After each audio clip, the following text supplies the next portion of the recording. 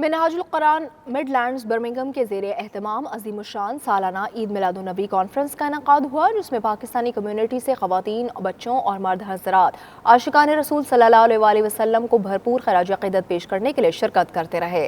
نظامت کے فرائض علامہ اشفاق عالم نے بڑی خوبصورتی سے ادا کیے۔ برمنگھم سے رپورٹ کریں گے عابد کاظمی۔ نہیں تھا کسی کو جو منظر پہ لانا نہیں تھا کسی۔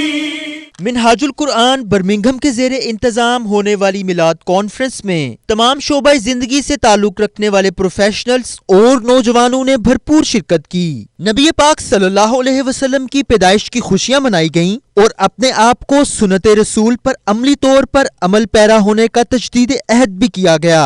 وہ صورت دکھائی گئی ہے لحد میں وہ صورت۔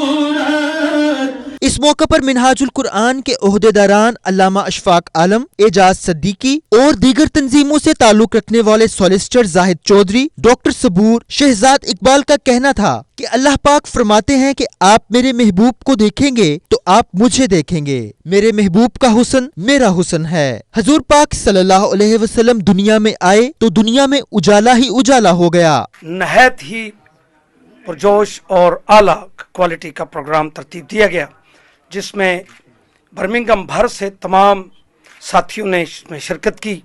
علماء کا خطاب، ثنائے مصطفیٰ نے جوک در جوک اس میں شرکت کی۔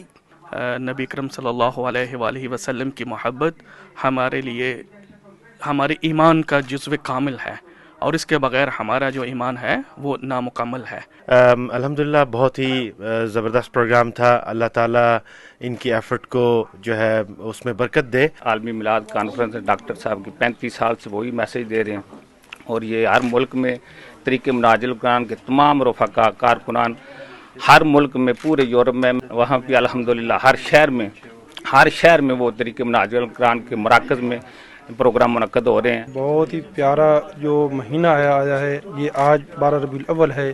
تمام ساتھی سے میری گزارش ہے کہ تمام ساتھی مل کر پیارے آقا کریم صلی اللہ علیہ وسلم کی میلاد پاک منائیں، سجائیں۔ اسی کے اندر انشاءاللہ ہمارا ایمان ہے کہ اسی کے اندر کامیابی ہے، ہماری آخرت اسی کے اندر سنورے گی۔